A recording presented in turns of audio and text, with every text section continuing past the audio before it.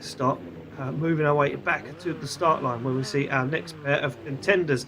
It will be, from what we can understand, Dave, Adam Zalewski to take on Erikas Jurkus. And it is the real life Adam Zalewski, Dave. Well, there you go, and he's in a BMW, I think 2 Series, if I'm not mistaken, maybe a Eurofighter. He's going up against the GT86. Oh, Adam Zalewski, sorry, he's in the GT86, the Drift Masters one, obviously. It makes no sense why he wouldn't be.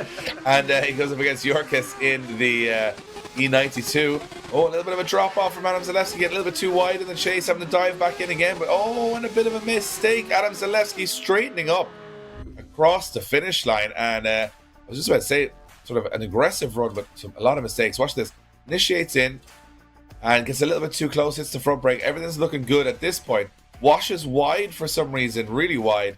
Then tries to dive in very late, but straightens up and makes contact. Oh, it's 10-0 for me. Yeah, I would agree there, Dave. It was very scrappy from Zalewski, a lot of mistakes. That huge amount of straightening across the line only equals a 0 for Zalewski. So Jurkus looking to take this one home if he could just put in a clean chase run of his own, not get too over aggressive.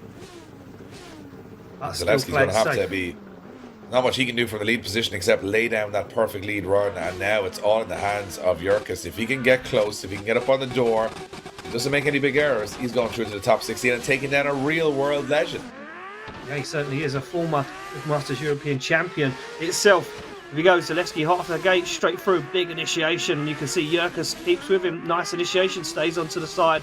But that GT86 looks for the transition back, bumper to bumper. There was nothing in that one as Jurkus fires up onto the front wheel. Tidy job across the line. Well, I mean, I was just thinking to myself, you know, sketchy chase run from Zalewski. How does he qualify so high up the grid out of 120 drivers? Well, that's exactly how. He's an incredible lead line throughout the whole course, but for me, Jurkus making no big errors, just gets as close as he needs to throughout the whole run. Very strong chase, and I think that's going to be Jurkus's all day long. Zalewski bowing out after that big strain in his chase run. Well, let's see which way the judges call it. Should be a pretty easy one. They're not going to get them all so easy today. Jurkus goes through to the top 16. No questions needs to be answered there. And Zalewski bows. I mean, if you know, from your bedroom, beating Drift Masters European champions, not so bad. Move on to the next battle. So it's going to be Jurkus against Fulham. Fulham in the lead position, that mark. To Supra, and we've got Jurkus chasing him down. We certainly have a look at Jurkus, so right on the back bumper, no messing around. He knows that Craig Fulham, the American, is not to be messed with. And Mark II Supra, nice flick across the track. Jurkus looking for the back bumper, looks for the side, fires into outside zone 5. Wow, super wide. Oh, and he does make contact with the barrier. But was it across the line? Fulham and Jurkus take themselves off the track across the line. Yeah, I think that might have been after the finish line. I mean, I'm not 100% certain, but a great lead and chase here. Really enjoyed watching this one as they come into that last zone.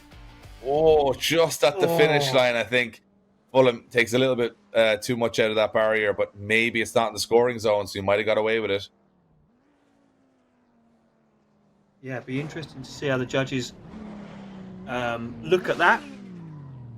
They're going to get the second half of the run done first before we see anything from the judges. Let's see what happens on the second half of the run. It doesn't really matter what happens on the first. You still have to complete the second. And this Tollgate Road is taking no prisoners, team. No, it certainly isn't, Dave. Here we go.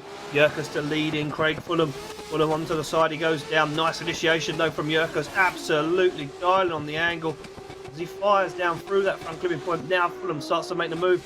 Shallows up the angle. Sacrifice that line. Oh, comes in hot. Pushes him into the barrier. Oh, that is all she wrote for me. I think Fulham way too aggressive at the end there. I think he's just trying to take too much out of that last corner.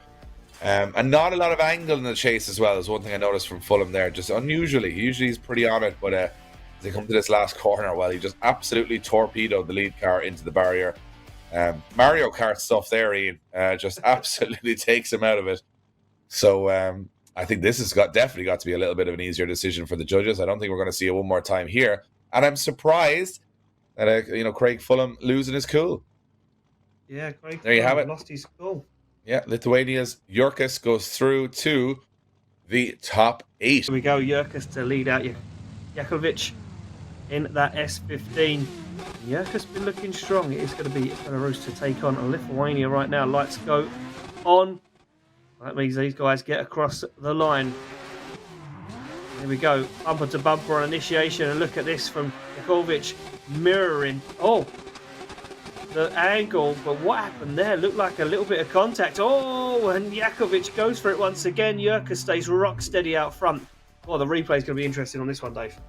I feel Jakovic straightened up. I feel he straightened up and went a little too close. Watch this. Look, no angle. Oh, very little angle on the transitions there. Tried to stay close, but sort of forgot to mirror the angle of the lead car. It looked like a mistake to me. And a guy that had 72 one more times to get to this point. And he was perfect all the way through. We're going to see the second half of the battle between Jurkus and Jakovic. Ian, looking forward to seeing how this one plays out. Mistake from Jakovic on the first run. Will it prove his detriment, or can he get a good lead run in here and get back in the mix? Well, Jakovic is definitely on the ropes right now, Dave, and Jurkus has got everything to play for. It's all in his hands. Almost makes the same mistake, though. Almost drops off track. Dangerous transition. Almost gets him caught on the back bumper. Jurkus gets himself into it. Across the line they go, and some scuffling after the finish line. Yeah, it looked to me like Jurkus might just have got the job done here. I thought he was going to get caught in the transition. Thought he was going to make contact. Watch this transition as he heads forward. Here. Oh, how he gets away with that, but he does, and to be honest, I think because he does, he's got the better proximity throughout the run. So are the judges going to see it the same way? Will Jurkus get the win and go through to the semi-finals? Well, we're about to find out. And indeed, it is going to be Jurkus going through. Jakovic, just too many mistakes. Being straightened on his chase run, enough to knock him out of competition. And now Jurkus moves forward to the top four, where he will face Alan Hines in the first semi-final. Exciting stuff ahead.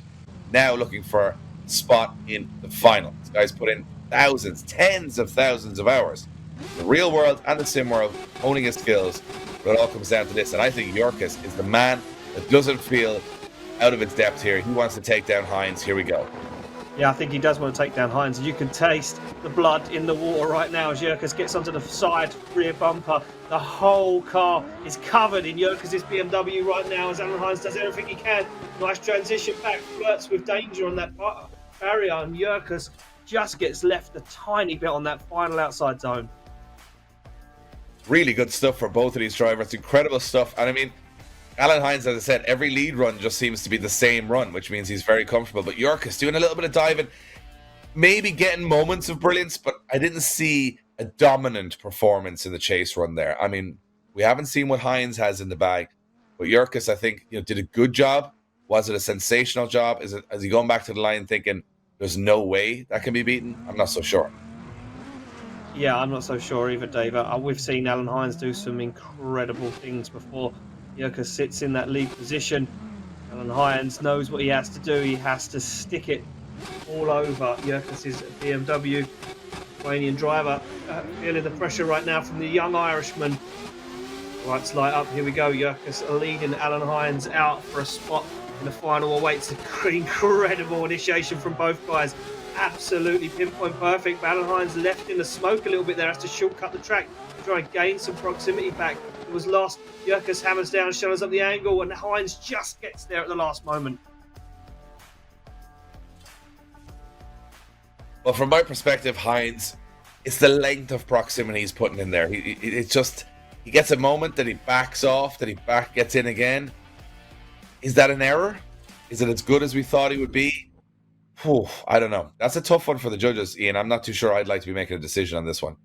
Yeah, that is an incredible tough decision there for the judges, and I think like you say, Dave, the amount of time that was spent in proximity is what they're going to be looking at. Did Jurkus have a longer amount of time over the run, closer to Alan Hines than Alan Hines did to Jurkus?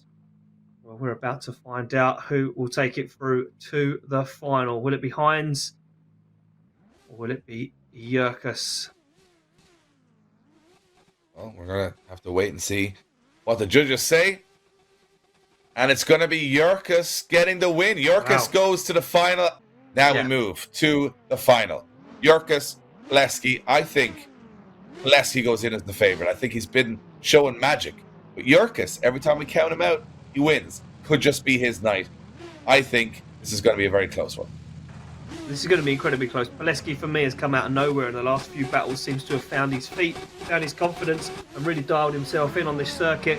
Let's see what they've got. Pileski to chase down Jurkus for the final. Here we go. Look at this. Dole's on more angle than Nicole. They make contact. And he pushes him off the circuit. Oh, and it all goes wrong for Jurkus. He has to shut it down. Pileski stays in it. Now judges will be taking... not the final we wanted. No. Let's see what happens here on the replay. Pileski goes in way too hot, Dave. Way too hot. No. The lead car clips the inside barrier. And so did the chase car. But it didn't. Wow. So Jurkus hits the inside barrier and it sends him off the track and into the other barrier, which we've never seen all night, in fact. Anyone hit the inside of the barrier, but it looked like both cars. And I mean, just in my layman's terms here, Ian, you know me, the first day at the drifting, I would probably say that you're going to have to say Pileski was following the lead car where he was going. So if he goes in the barrier and Pileski goes in the barrier, it's the lead car's fault, right? Oh, man. What a job for Jurkus. Just at the last moment. How did he get the barrier on the inside? Crazy. Well, let's see what happens here. Well, here we go. Pileski to lead out Jurkus, and Pileski really just needs to lay down that 100-point qualifying run, get the job done today, and be crowned the round 2 winner. Can he do it? Jurkus is going to throw everything he can at it, though, to try and defer him, to try and take him down, try and push him too far, and no chance. Nico Pileski holds it together, and he knows, Dave, job done. I think he knows. I think you watch that run. It's a quintessentially perfect lead run. I enjoyed it. I think I've got to give it to Jurkus, though, after that very uncharacteristic mistake, which may have cost him top step. He put in everything into that chase run, and that was exceptional stuff. So, impressive driving all around. We know Alan Hines has taken 3rd step on the podium. We know Ostrika has taken 4th step on the podium. But let's see who's taken top step on the podium. And right now, it's one of these two men. It's Pileski or it's Jurkus. I think we're all got a little bit of common sense here. We're going to know who's going to take this. And there you have it. It will be Pileski taking top step at round 2 of the Drift Masters Virtual Championship. Well deserved. Put in some of the best lead runs. Definitely put in the best chase run in his semi-final battle with Ostrika. And against Jurkus, Jurkus making a massive error and knocking himself out. And that's all it took at this stage of the game. We came through 120 drivers, so just 2 drivers remaining, Jurkus and Pileski takes the win and a brand new podium. My name is Dave Egan. That was Ian Waddington. We had an absolute blast here at round 2, and we'll see you guys at round 3 very soon. Don't go anywhere. This championship is getting very, very heated.